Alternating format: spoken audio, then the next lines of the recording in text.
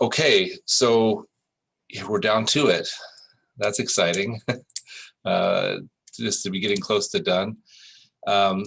So I had a little bit put together on statements of cash flows. I'm not sure how much any of you need that, but I'll go over that.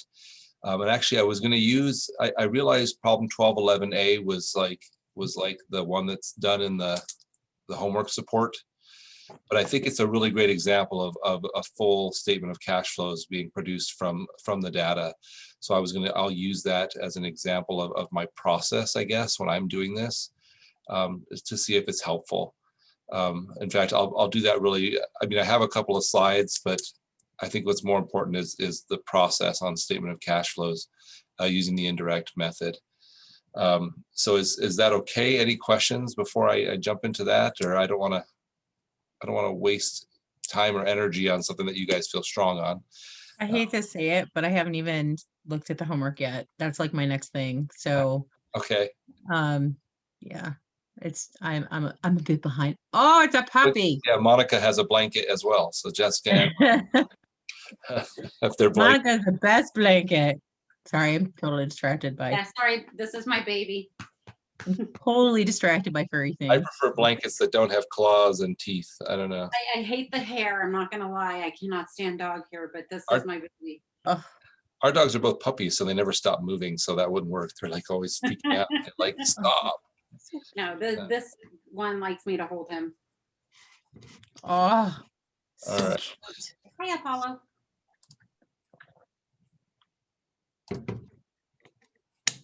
So I am going to.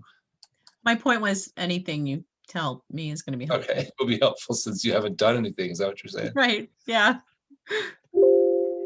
All right. So real quick, let me just share a couple slides with you. Let's see. That should be sharing now. So on a statement of cash flows, our cash flows are broken into three types of cash flows. The first are cash flows from operating activities. That means from the stuff we do day to day to run a business. So we have our cash inflows usually come from, most often it's from collecting money from customers, honestly, from sales. But also any money we receive from like interest or dividends from investments we have, we would consider those part of operating. Outflows would be like any payments to our suppliers, wages, lenders for interest, all of that sort of stuff. That's just part of our day-to-day operating of the business. And so those are the cash flows that come from operating activities. Investing activities, it's really cash flows that have to do with long-term assets. So the purchase of land, the purchase of buildings, the purchase of equipment, we consider those investments for our business. So inflows would be if we sell those things, and outflows would be buying any of those things, right? So remember, what we're measuring is cash coming in or cash going out. So anytime we make a sale of something, that involves cash coming into us. And anytime we sell something, that involves cash. I'm sorry, anytime we purchase something, that involves cash going out. And then financing activities, this is bringing money into the business or out of the business for non-operating financing. So if we borrow money from the bank long-term, that's a cash inflow.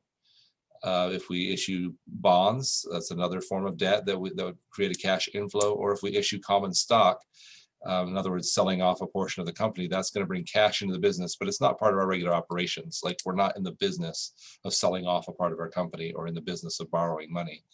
That's just something we do so that we can do business. Outflows, the most common outflow is paying dividends to our stockholders or paying off our debts. So those are the three types of cash flows. So I'm going to skip that, and I'm just going to kind of show you what a statement of cash flows should look like.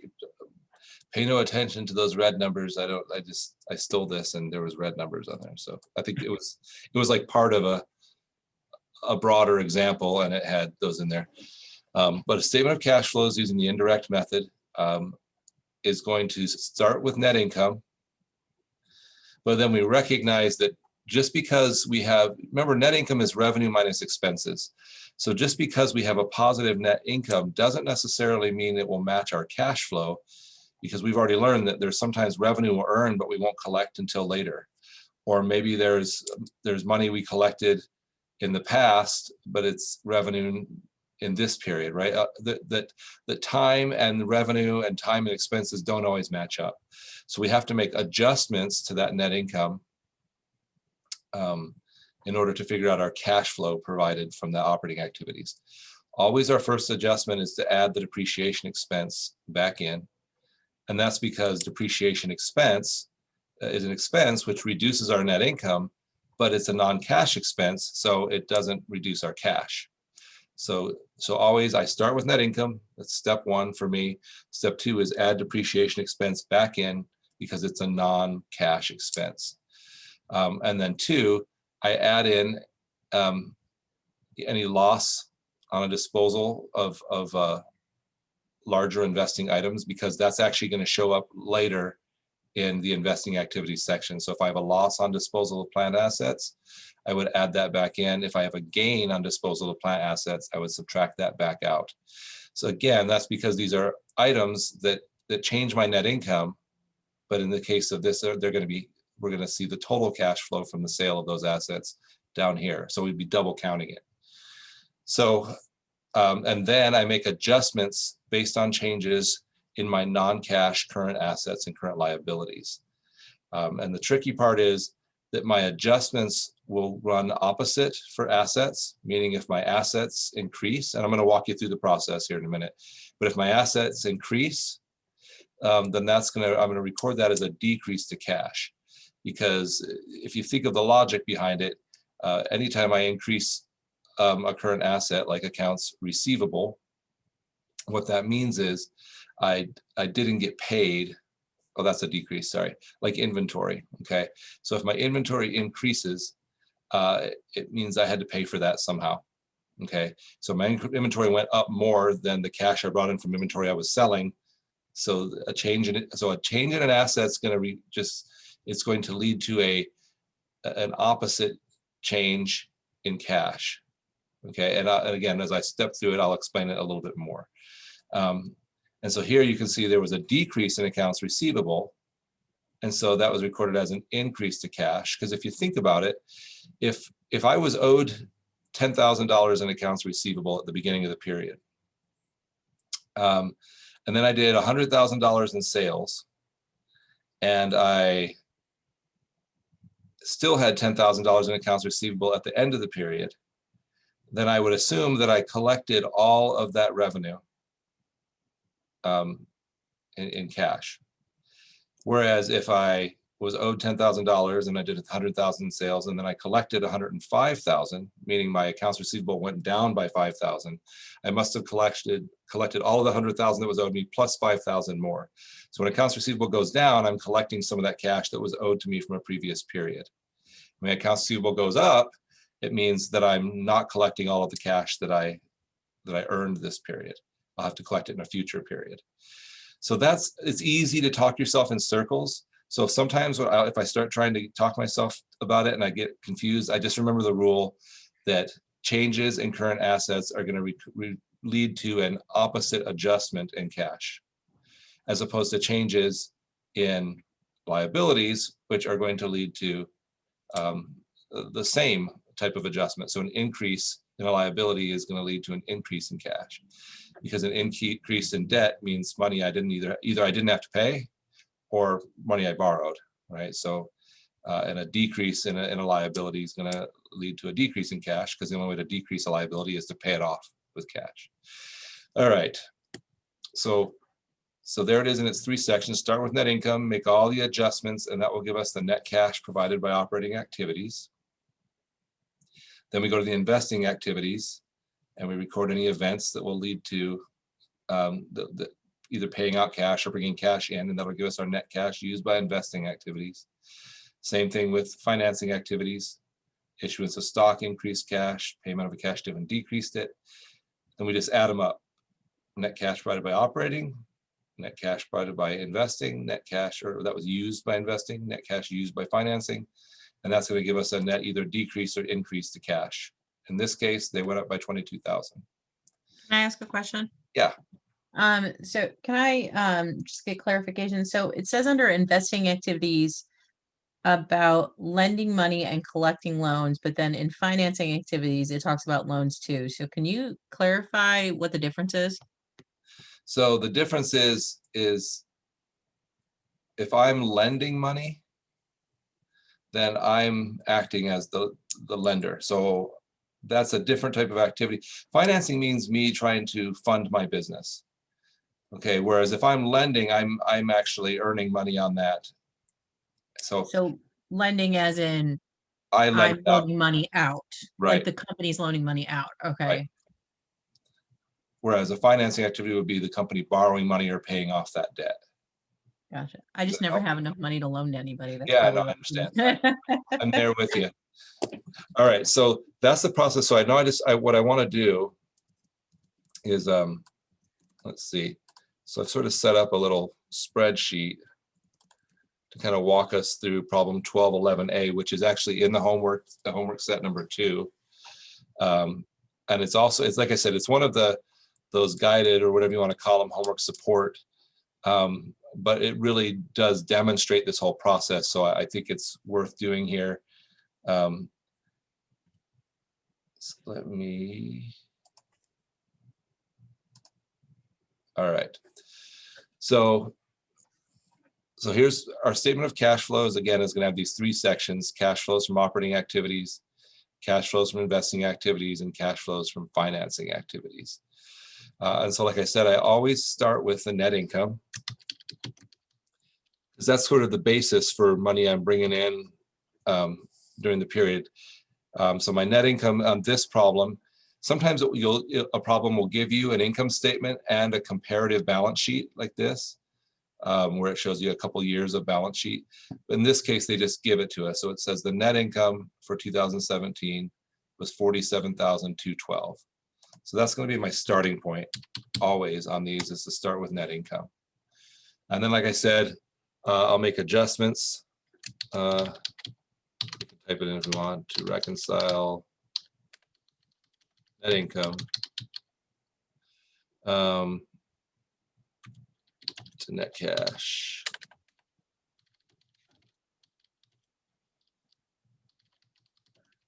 Something like that. Adjustments to reconcile net income to net cash from operating activities.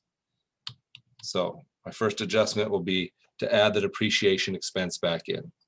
So again, if I had an income statement, I would find depreciation expense on there. This one tells me operating expenses include depreciation expense of 53,592.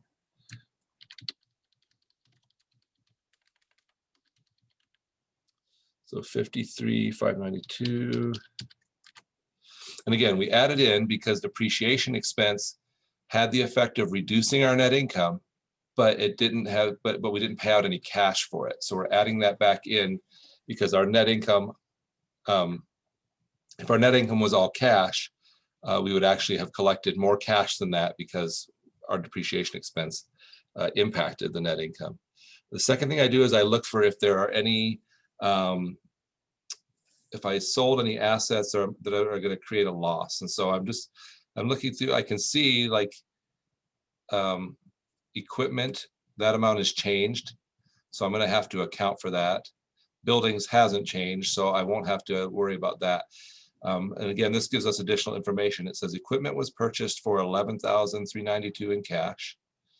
That's going to come up in in investing activities later. But in addition, equipment costing $28,072 with a book value of $12,760 was sold for $10,208. So the way we calculate a gain or a loss on a sale of equipment is really, it's just book value. So it's going to be the cash we receive minus the book value. So if we receive less cash than the book value, we'd say we had a loss. And if we receive more cash than the book value, we say we have a gain. So in this case, we can see we got $10,208 in cash on an asset whose book value was $12,760. So we took a loss. So remember what I said before, which is if we had a loss, we're going to add the loss back in here because that total of that sale is going to show up down here in investing activities. So this is a kind of a confusing part. So I'm going to say loss on disposal, plant assets.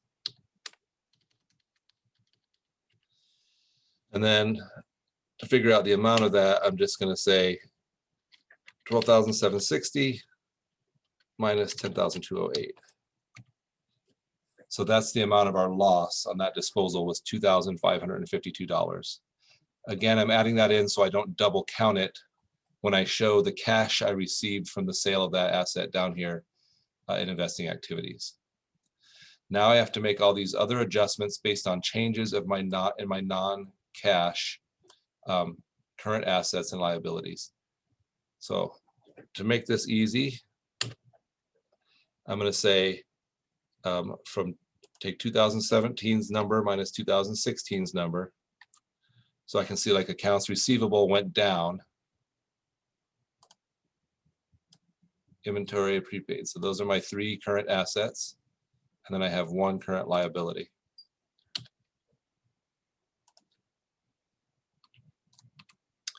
All right. So I'm going to say change in accounts receivable. Accounts receivable went down by 10,208. So remember I said with assets, we do an opposite adjustment. So if it went down by 10,208, then I'm going to adjust my cash up 10,208. Inventory. Hey, on our homework, it asks us to say like increase or decrease in accounts receivable. I know that you're basically explaining it, but I don't know if that's helpful to anybody else who hasn't done the homework. Yeah, does it give an option? Like, could you Yeah. drop down? So it's all of those are drop down menus. And does it including say is change an option? It doesn't say change, it says increase in accounts receivable or decrease in accounts receivable. Okay, Yeah, so this is an increase in accounts receivable. No, this is a decrease in accounts receivable, sorry. And then this is an increase in inventory. And then we have a decrease prepaid, which is going to give us a positive or an increase to cash. Again, the logic behind this is if an asset's going up, that's costing me money, right? If my accounts receivable goes up, that's money that I didn't collect. And so it's owed to me.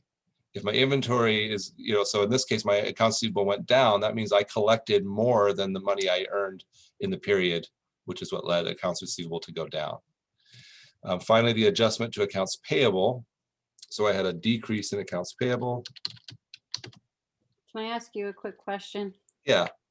Okay, I just noticed when you were subtracting these, and if I missed it, I apologize.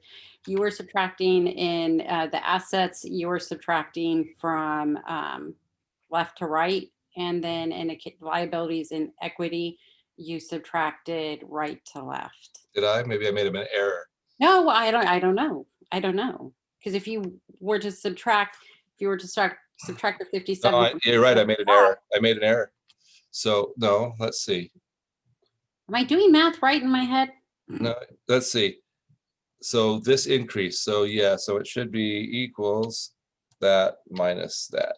So there was an increase. It actually screwed me up, right? Okay. So there's an increase in accounts payable, but I saw it as a decrease because I made it because I thought I just noticed how you were doing it, and then the number was negative, and depending on how you do it. Okay. Yeah, no, thank you. That was just a mistake on my part. So accounts payable went up, and the adjustment, the nature of the adjustment is we're going to increase. That we're going to do it in the same way. So if the liability goes up, cash will go up, and if the liability goes down, cash will go down.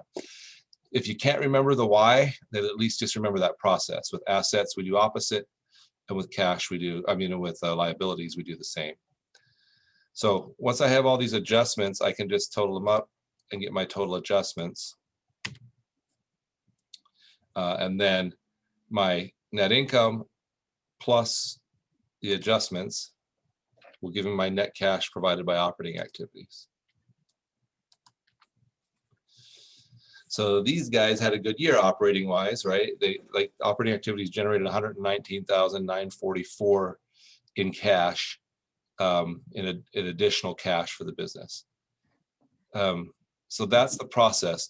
So this loss on disposal plan assets, I think, is the hardest part, because you have to figure out, okay, what was the gain or loss on that sale, and then remembering that a loss we add back in, and a gain we would subtract back out, is confusing and easy to mess up. Remember, the logic behind it is we're going to include the cash from that sale down here and the investing activities, and so we'd be double counting it. Okay, so I'm ready to move on to my cash flows from investing activities.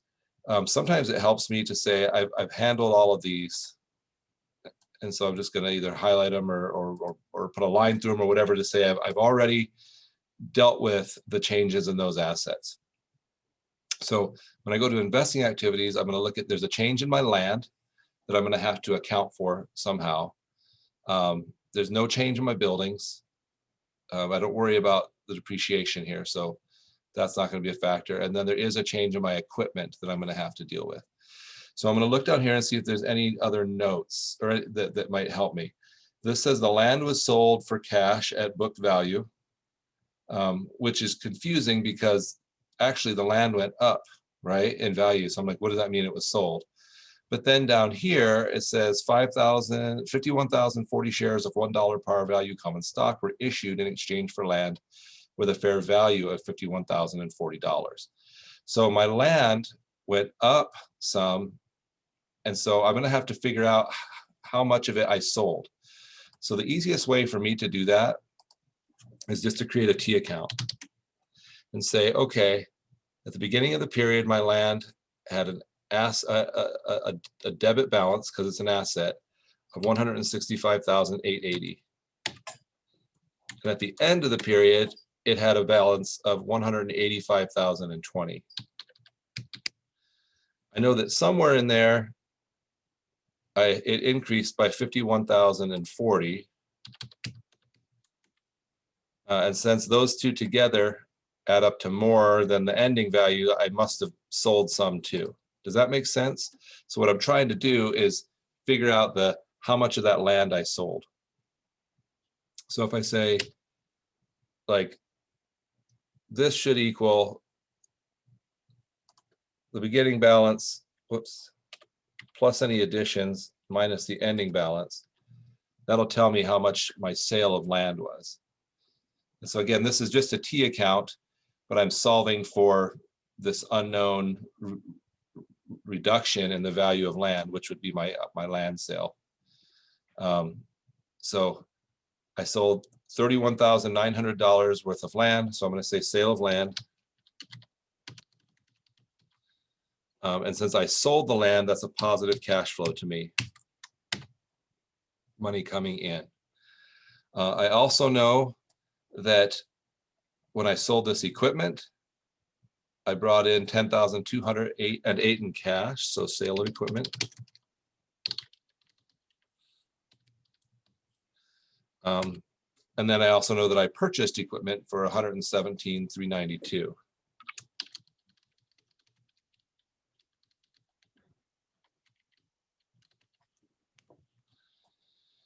So my net cash used by the financing activity, or sorry, investing activities, was $75,284. So nice for them. They were actually able to, bring in enough cash from operating to completely fund this purchase of land. Purchase of equipment. All right. So so now I can say I've dealt with land, I've dealt with buildings, because there was nothing on the buildings, and I've dealt with the change in equipment. So I've handled all of those. My bonds payable. I have a quick question. Yeah, go ahead. You have said a couple times, like, we don't want to like double count things. And so there's just like the same number, the decrease in accounts receivable and the sale of equipment are the same. Like, there's not one that's negative and there's one positive. They're both positive. So is that right? Or what did you mean by like double counting? Oh, sorry. So you said the decrease in accounts receivable. Yeah. Is that just a coincidence that those are the same number? It is. Yeah, Okay. I think it's a poorly Okay. designed problem because I think it creates questions and makes people make a leap that Yeah. shouldn't leap. Um, Because I was thinking that we were double counting the sale of equipment. So anyway, okay, thank you. No, yeah, that's a good question. So first of all, accounts receivable shouldn't arise from the sale of equipment normally, unless we're a business that's in the business of selling equipment. Um, but yeah, it's a good question and it's confusing. Okay, so the last thing I have to deal with is this change in my common stock and this issue right here where it says I paid a cash dividend. So I just need to know if this change in my common stock can be completely explained by this stock I issued here, or if I maybe issued additional stock for cash.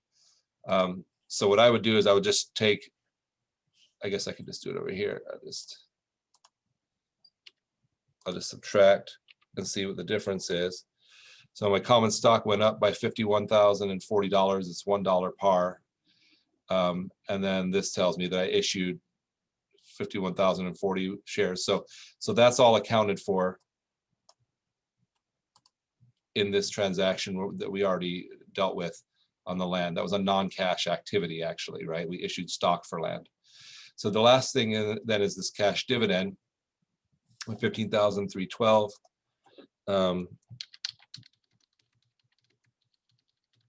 Cash dividend's a payout, so it's going to be a negative of 15,312. Actually, I'm just going to put it right over here,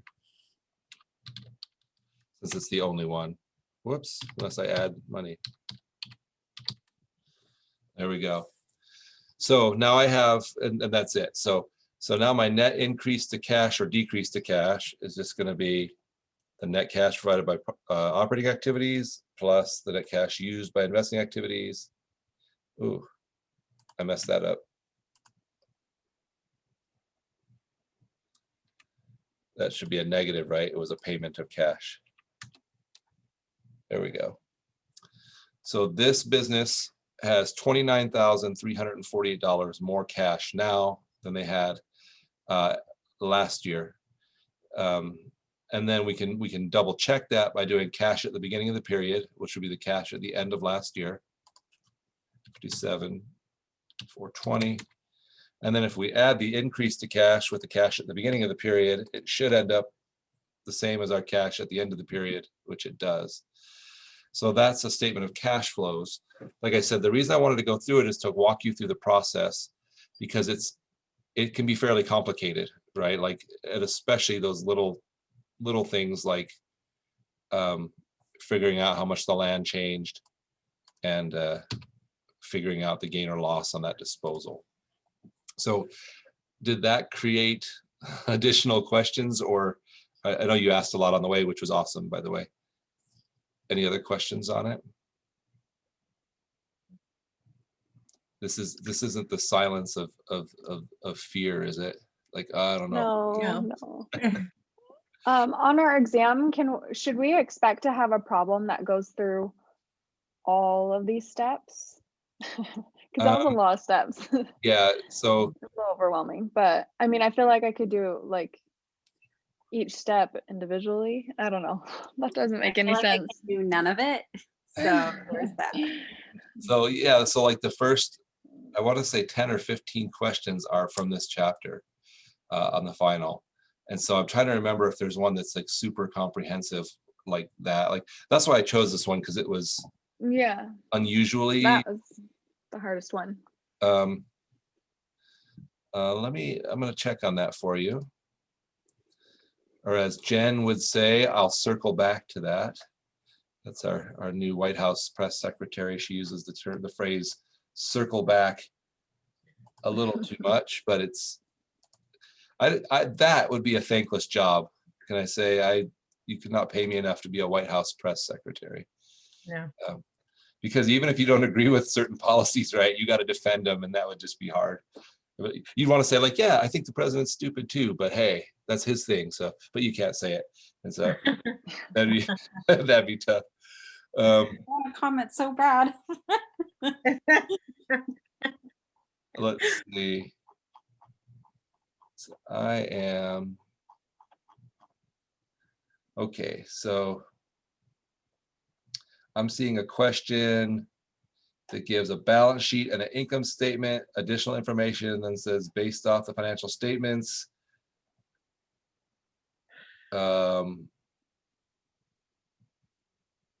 For the year end, what would be the cash flow from financing activities? And so it does want you to be able to calculate something like that, given, although that's just and this company had following transactions, issued all these things. What's the net cash provided by operating activities? So yeah, they're expecting you to be able to go through that process. I say they, Yeah, right? so That's me sort of distancing them, myself. it's not your test. Yeah, Yeah. I really am being a press secretary. Well, it's the opinion of the accounting department that students should be able to, like that. Can I be like the previous one and have a binder with information in it to help me? That'd be nice. I have that binder, but we're not allowed to use it. Right. Well, we have until Wednesday to do this exam, right? Yeah, easy, right? Till what? But Yeah, correct. Yes, till Wednesday. we have a whole extra day. So I was going to mention a couple things. So I looked through the final just to double check it. And so like 3 things that would like massively help anybody. Well, 4 things. And I said this the other day is like, I'm still seeing students who like kind of marginally read questions and then they miss 4 or 5 questions just because not because they didn't understand the process, but because they missed like a key word. So just, and again, I know I'm preaching to the choir here. This is a solid group of students, but just reading those questions carefully, ensuring you know exactly what you're trying to find before you start trying to find it. It makes a huge difference. Like often like a 5 to 10 point swing on an exam, people are missing because they're missing keywords. Also understanding the concept of a normal balance. And then along with that, the debit and credit rules, because there's a lot of questions that have you create a journal entry, right? So just being able to recognize that like assets, expenses, and dividends all have that normal balance on the debit side, because that's the side that increases it. And liabilities and equities and revenues all have that normal balance on the credit side.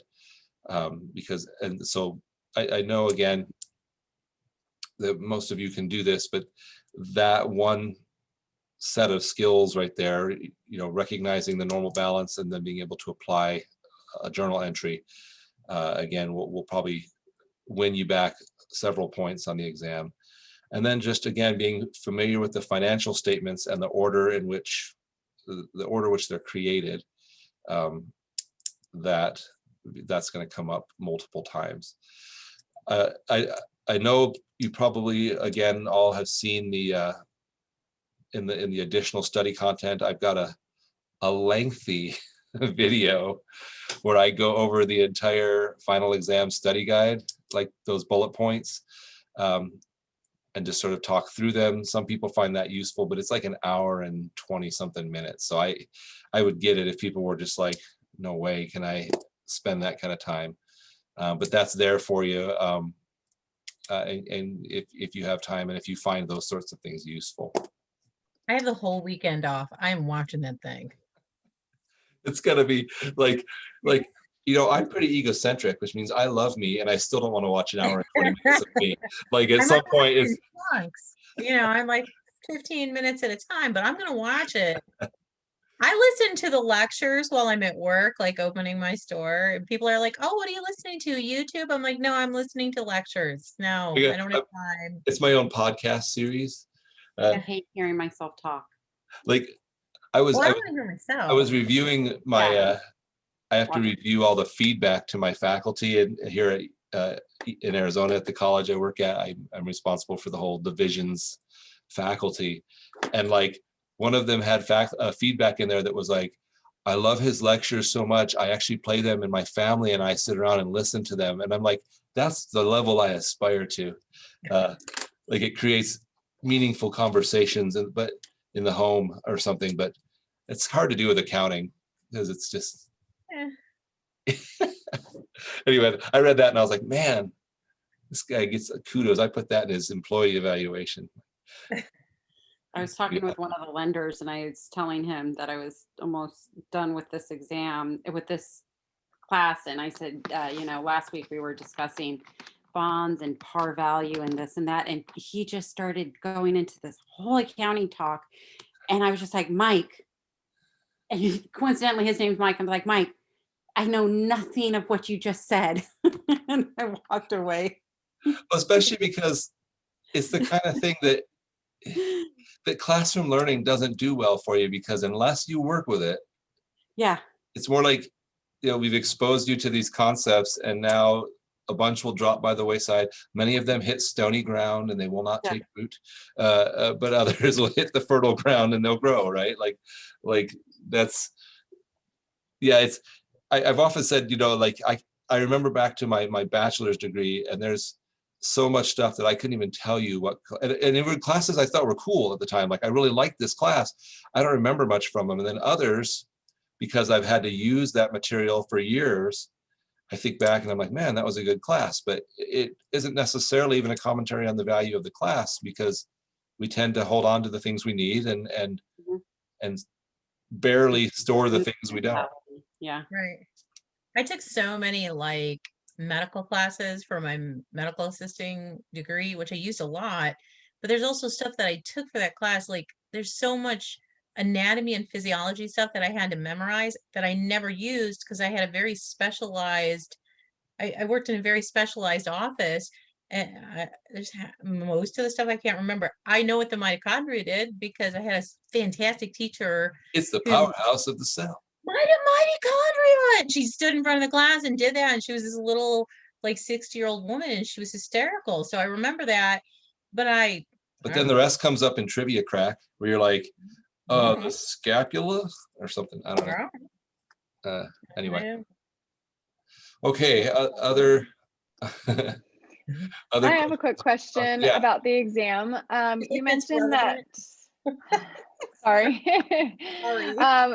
You mentioned that we would be asked questions about like make a journal entry or something.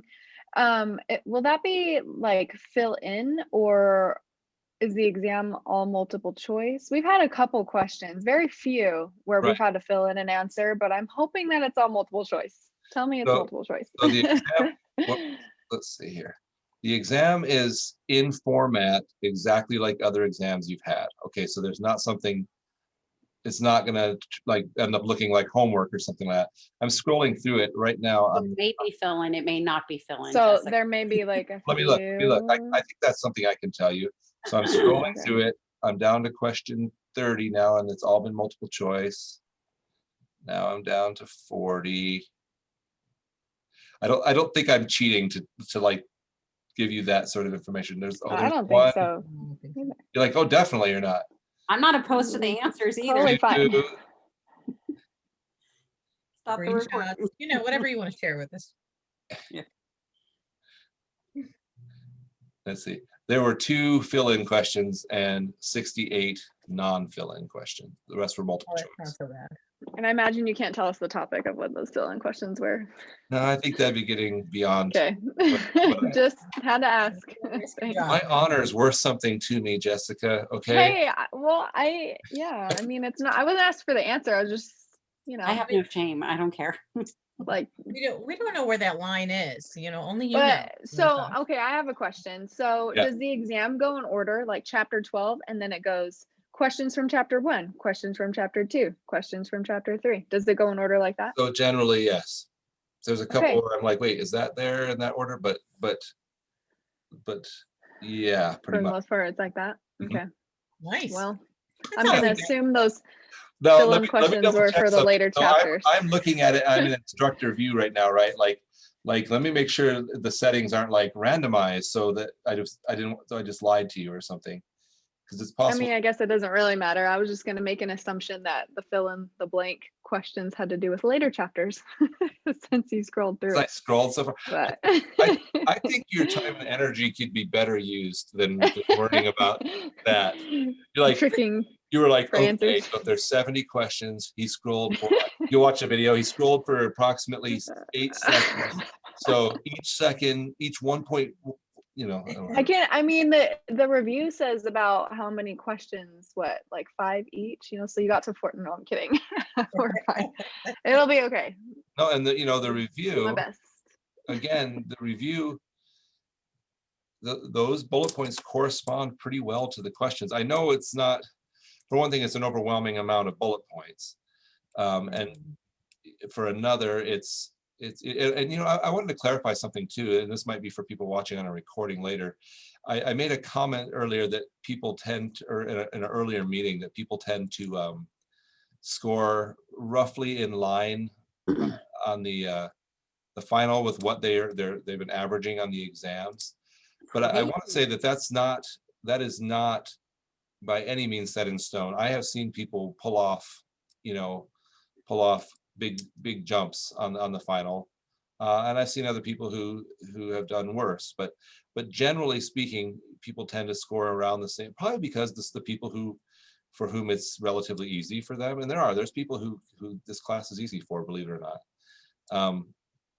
You know, and the final is still relatively easy for them, and the people who developed good study habits are the people who study more. So I mean, if I were to graph it, I would say that the same people who do well on the other exams do well on the final, and the same people who struggle.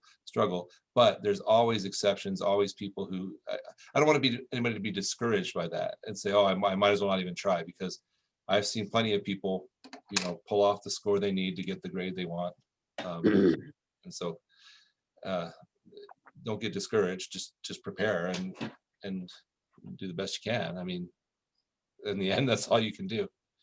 If I did better than I did on the very first exam that we did, then I'll be happy. Is that your worst one? Yeah, well, yeah, because I mean, it was, you know, this kind of the same thing. It was what, 70 something questions, and going into Oh, you class mean and like not- Oh, yeah. No, I pre-assessment? thought that pre-exam. I knew Oh, yeah. nothing. I know I did good on the first exam, Okay. but if I do better than I did on the pre-exam, then that means I've learned something. I hope you have I more already know knowledge I'm gonna of do the better. topic now Yeah. than what you did. You're like, I can't do worse than I did on the pre-assessment. Yeah. Oh, I Not can. at all. You have too much faith in me. I can. All right. Anything else before we go? And this will be our last one. So Huh? a little tear. You know, it's a funny thing because it's cyclical for me, right? I'll start up with another group, and then I have to like learn. 2 weeks. Yeah, in a couple weeks. But this has been a good group, especially those of you who are kind of the core of the people who come to the meeting. I think we've had some valuable things, but we've actually had some, I don't know, some fun discussions too, and I've enjoyed that instead of just me spewing accounting at you. That's the accounting spew right there. Anyway, and my granddaughters are coming tomorrow for the weekend, so I'm Oh, excited. fun. Yay. That's fun. Girls, they're so much fun. Yeah, I feel like every semester I like make new friends and then they just like go away, and then I'm like, oh, and then every once in a while I'll catch them like on the BYU Facebook page or whatever, but for other Yes. folks, you're not allowed on there because we don't let teachers on the Yeah, page. I'm not allowed.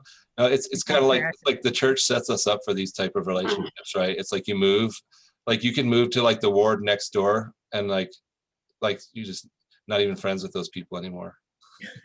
You're like, and then occasionally you like see them, and you're in the same building, and you're like, oh hey, like I remember you. Says me when I'm like this.